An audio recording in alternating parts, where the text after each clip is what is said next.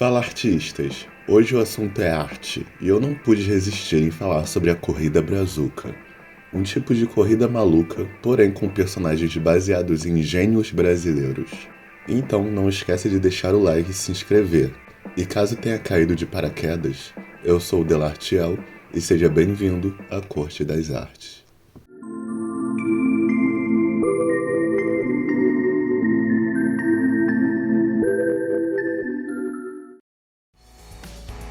Em 16 de julho desse ano, o ilustrador digital Beg fez vários brasileiros sentirem orgulho de serem verde e amarelo, quando ele apresentou uma versão inédita do amado desenho Corrida Maluca, de 1986, só que com personagens baseados em inventores e inventoras brasileiros. O Beg, que é um desenvolvedor de jogos do estúdio Caramelo Games, criou 10 corredores para a primeira temporada do Corrida Brazuca.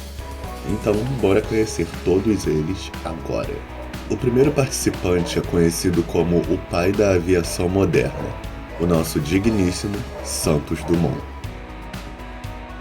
Esse inventor ficou bem famoso pelo seu trabalho com balões dirigíveis, mas o seu destaque na história da humanidade se deu em 1906, em Paris, após Santos Dumont se tornar o primeiro homem a voar em um avião mais pesado que o ar, o 14 bis. E olha só que coincidência incrível. Além da aviação, Santos Dumont também gostava muito de automobilismo e costumava participar de competições de carros. Não é à toa que ele entrou para a Corrida Brazuca, né? Além do mais, nessa corrida, o personagem do Santos usa um automóvel que é de fato o puta de um avião, tipo, caralho mano, como assim? O mais legal é que ele é o primeiro corredor, então o avião dele tem o número 1 desenhado. Só que, para fazer uma referência ao 14 bis, o Beg fez um 4 ali para dar orgulho ao Capitão América nas referências. A segunda participante é conhecida como a criadora do orelhão. É claro que eu tô falando da Chu-Min Silveira.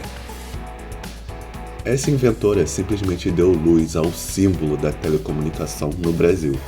E o design do telefone público paulista, que nós chamamos de orelhão, é notável por ter se espalhado rapidamente pelo país e muitos outros países da América Latina. E é claro que uma mulher dedicada ao design e à inovação tinha que receber um automóvel à altura, né? Por isso que as rodas do carro dela são na verdade fichas de orelhão. Ah, e ainda tem um discador no para-brisa para ela passar os trotes no meio da corrida. O terceiro participante da Corrida Brazuca é simplesmente o cara mais adorado nos tempos frios. Eu tô falando de Francisco Canhos, que em 1927 se tornou o criador do primeiro chuveiro elétrico. A popularização desse dispositivo se deu principalmente aqui no Brasil, já que a infraestrutura de aquecimento central era limitada, enquanto lá fora ele não é assim tão conhecido. E devo dizer que até aqui também, infelizmente, visto que eu nem conhecia ele direito. E isso é um verdadeiro crime, porque esse cara permitiu que muitas pessoas, como eu e você, tivéssemos acesso a banhos quentes de forma prática e acessível. É claro que, como um aficionado por tecnologia, o Francisco tinha que ter um carro bastante upado, com engrenagens e diversas peças. Mas o mais engraçado é que ele tá tomando banho durante a corrida, e ainda tem um patinho de borracha acompanhando o inventor para onde quer que ele vá. A nossa quarta corredora foi responsável por criar o escorredor de arroz. Vamos conhecer a maravilhosa Terezinha Beatriz.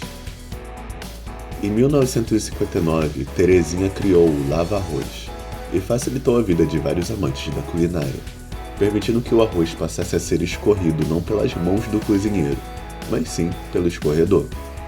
Ah, e não vem achando que é só isso que fez ela ser conhecida não, porque a Terezinha também é uma cirurgiã dentista e possui 6 livros publicados, muitos deles falando de assuntos sociais e de saúde. Dá pra ver inclusive que o teto do carro dela é um prato Duralex, daquele tipo que dá até gosto de encher como se estivesse com fome de pedreiro mesmo. O nosso quinto participante foi o responsável por salvar a vida de todos aqueles que alguma vez foram mordidos por bichos peçonhentos. Eu estou falando de Vital Brasil. É graças a esse cientista que nós temos o soro antiofídico, que permite neutralizar o veneno de diferentes tipos de cobras, além de alguns escorpiões, aranhas e outros animais peçonhentos. Mas além disso, o Vital deu um passo e tanto em sua carreira, dando luz ao Instituto Butantan, em São Paulo, simplesmente um dos maiores centros de pesquisa biomédica do Brasil. E foi sob a sua direção que o Instituto se tornou referência na produção de soros e vacinas. Ainda mais em uma época onde o conhecimento sobre imunologia e toxicologia era limitado. E olha que incrível é o carro do Vital, que é uma seringa gigantesca. E esse automóvel ainda vem com nitro, que é o soro antiofídico borbulhando. Sem dúvidas, o meu favorito de todos. Como sexto corredor, temos de fato o inventor relacionado a carros. Mais precisamente, o criador do primeiro carro brasileiro. Eu não podia estar falando de outra pessoa senão do João Gurgel. Não só isso, esse nobre engenheiro e empresário foi quem criou o primeiro carro elétrico de toda a América Latina nos anos 80. Em 88, o Gurgel BR-800 foi o primeiro carro popular brasileiro. Mas não foi o único criado por João, que também deu luz ao Gurgel X12 e o Gurgel Itaipu. Infelizmente, em 96, a sua empresa Gurgel Motores acabou declarando falência, devido a uma série de problemas financeiros e administrativos. Porém, o seu legado continua mais vivo do que nunca, e é possível ver a ânsia que ele tinha em criar veículos sustentáveis, acessíveis e eficientes. O mais interessante no design do carro do João é que ele é uma referência direta ao Gurgel Itaipu, que ele mesmo criou. O nosso sétimo participante é conhecido como o Padre Aviador, já que ele foi responsável por inventar o balão de ar quente. Eu estou falando do amado Bartolomeu Gusmão. Esse cientista luso-brasileiro, assim como Santos Dumont, pôs todas as suas fichas no campo da aeronáutica. Em 1709, Bartolomeu apresentou sua invenção, que chamou de passarola, e depois fez uma demonstração pública impressionando a todos. Isso não é à toa, já que o mano aí recebeu uma patente real para sua aviação. O pior é que o nosso padre aviador acabou sendo perseguido pela Inquisição, sendo acusado de feitiçaria por conta das suas inovações que desafiavam as crenças religiosas, obrigando ele a fugir para a Espanha, onde morreu no ano de 1724. Olhando para o carro do Bartolomeu, dá para perceber que ele está usando a passarola apenas como uma carcaça, podendo continuar a corrida de balão caso essa carcaça se quebre. O oitavo campeão da corrida brazuca também é um padre, e também um cientista, e foi responsável por inventar os primórdios do que hoje é o rádio. Eu estou falando de Roberto Landel. Em 1893, esse homem realizou uma transmissão de voz sem fio publicamente em São Paulo, mais tarde patenteando um telefone sem fio e um telégrafo sem fio. O problema é que durante sua carreira, Roberto enfrentou o ceticismo e a falta de apoio da comunidade científica e das pessoas, e infelizmente suas ideias foram bastante desacreditadas. Fora que, assim como Bartolomeu Gusmão, ele também sofreu perseguição religiosa e científica da igreja e da sociedade. Mas ainda bem que isso não impediu Roberto de se tornar um verdadeiro polímata, capaz de integrar suas paixões científicas em física, engenharia e teologia com a sua vocação religiosa.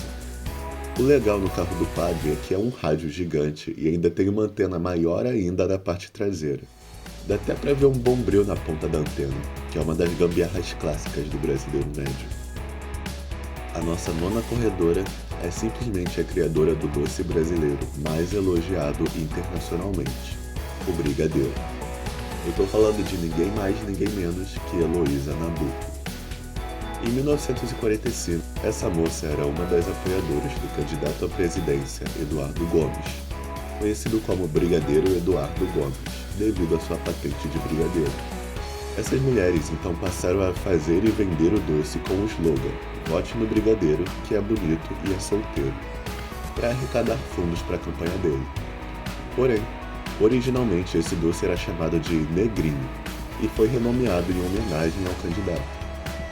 E até que um carro de brigadeiro não ficou tão mal, e ainda melhora quando vemos o design da patente brigadeiro no capô. O nosso 10º e último corredor revolucionou o combate à tuberculose, ao criar uma técnica de radiografia. Só podia ser o Manuel de Abreu.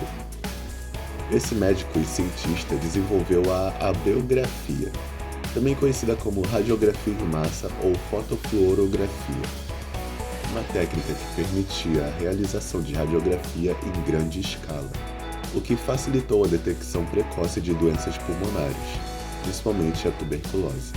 Graças a Manuel, vários países foram capazes de reduzir a mortalidade e a morbidade associadas à tuberculose, chegando a receber a medalha de ouro da Sociedade Francesa de Radiologia.